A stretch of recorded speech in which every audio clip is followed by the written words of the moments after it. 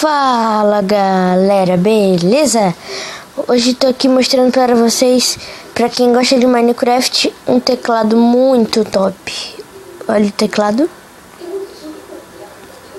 Eu vou estar mostrando para vocês como ter esse teclado. Teclado é muito bom, né? Esse teclado, então vamos lá. Primeiro vocês vão ter que vir aqui na Play Store. Vou ter que pesquisar aqui, ó. Oh, caramba. Não é aqui. Vou ter que pesquisar teclado. Teclado. Oh, meu Deus, olha como é que eu escrevi. Teclafo. Muito bom. Teclado. Emoji. Esse primeiro aqui, ó. Daí vocês vão baixar. Vão clicar em abrir. Ele vai abrir assim, ó. Ele vai abrir assim, ó. Aí você vem aqui, ó.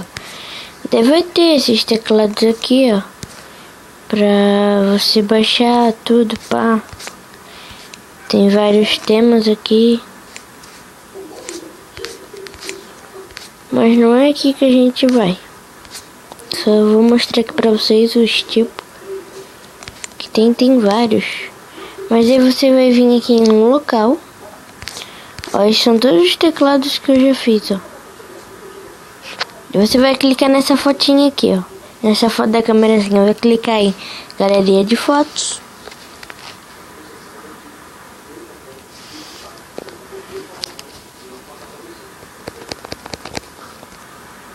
Aqui, bugou aqui.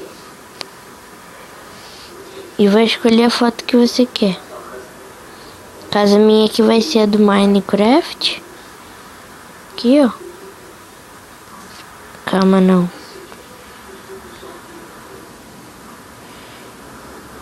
Aqui. Aí você vai clicar aqui. Calma aí, não essa. Cliquei errado, gente. Desculpa aí. Essa daqui, ó. Menor. Aqui pra eu poder cortar certo. Salvar.